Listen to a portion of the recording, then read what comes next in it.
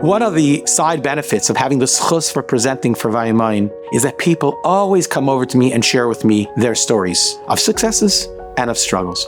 One day I'm walking out of Shacharis and a guy comes over to me and he says to me, Rabbi Landau, I have your next Vayimayim video. I said, make my day.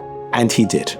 He shared with me that he has a friend who had been training to become a nursing home administrator. He'd been apprenticing for a bunch of years, making a very sub-average salary. And finally, he was at the place where he had all the credentials and he was ready to become a nursing home manager and finally make a respectable salary. The problem is he could not even find a single lead. There was not a single nursing home administration position that was available for this fellow. And he was despondent beyond. He kept his old job because at least it was some income. One Sunday morning, he's on a group chat with the many employees in the nursing home that he's currently apprenticing at, and a particular woman says, hey guys, check out my new profile picture. And part of him is like, okay, let me check it out. Then he says to himself, I should check out someone else's profile picture? That doesn't behoove me. And he says, I'm stronger than that. Pushes away from it and he says, I am not doing this. My friends, it's hard to believe this, but I verified the story. In less than 1 hour, his phone rings. He picks up his phone. It is one of the most successful nursing home owners in the United States. And the guy says to him, someone gave me your number. Are you still looking for a job? He says, I am. He says, can you meet me within the hour? He goes, I can. The guy interviews him, likes him, and offers him a dream job.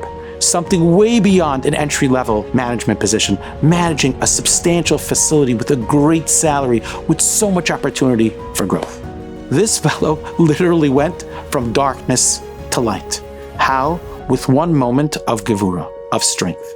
And I'll share one more story and then we'll bring it together.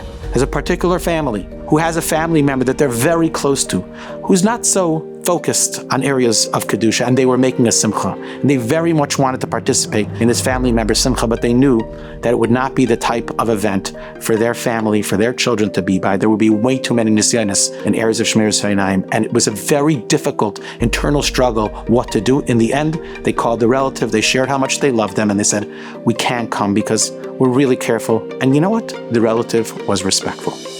The very next day, the father and the son, who was just bar mitzvah, are walking into shul, and they see there's a raffle for a car, and the boy turns to his father and says, Tati, we really could use another car. I have some meiser money, I'm buying a raffle ticket. And his father says, okay. My friends, they won a brand new car. Now you may say to yourself, that's crazy. One decision and you get a job? One decision and you get a car? The answer is, I don't know. I don't know if the decision has the power to get it. But it's very possible that the Rebbeinu Shalom wanted to give this guy a job.